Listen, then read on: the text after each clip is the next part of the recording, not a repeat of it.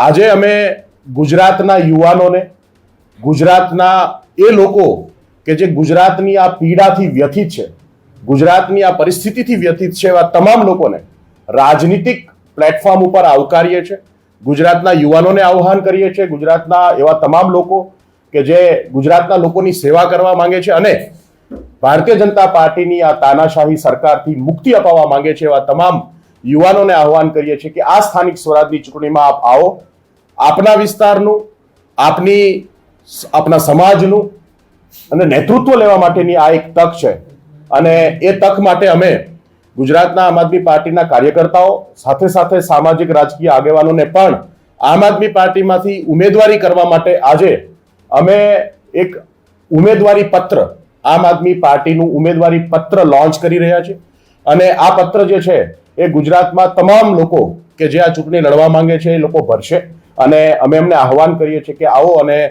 નેતૃત્વ લો. આ જે ઉમેદવારી પત્ર છે એ ઉમેદવારી પત્ર અમે પબ્લિક માટે, ગુજરાતના લોકો માટે આજથી અહીંયા જાહેર મંચ ઉપર સોશિયલ મીડિયાના માધ્યમથી અને લોકો સુધી પહોંચાડવાના છે. આ પત્ર ભરી અને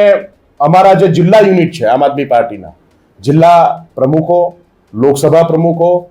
વિધાનસભાના ઇન્ચાર્જો, આ લોકોને સ્થાનિક લેવલે પણ ભરીને એમને સબમિટ કરી શકાય, એમને સુપ્રત કરી શકાય. સાથે સાથે એક વોટ્સએપ નંબર છે, એ વોટ્સએપ નંબર ઉપર આ ફોર્મ જે છે એ ફોટોકોપી એમને મોકલી શકાય. સાથે એક ઈમેલ એડ્રેસ છે, એ ઈમેલ એડ્રેસ ઉપર ફોર્મ ભરી અને એ ઈમેલ પણ કરી શકાય અને સાથે સાથે આમ આદમી પાર્ટીનું જે પ્રદેશ કાર્યાલય છે એ પ્રદેશ કાર્યાલયના એડ્રેસ ઉપર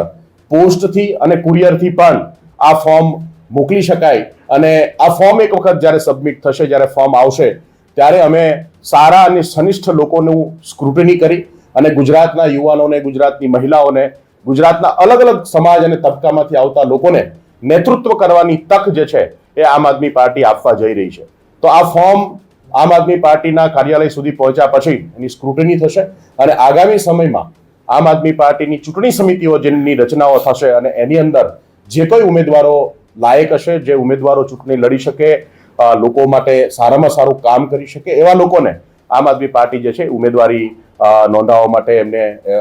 એમની પસંદગી જે છે એ કરવાની છે. તો વિશેષમાં આપ સૌ સાથીઓ આજે અમારી વચ્ચે ઉપસ્થિત છે. હું આપ સૌને વિનંતી કરીશ કે આ જે ફોર્મ છે અમારું, એ ફોર્મ આપ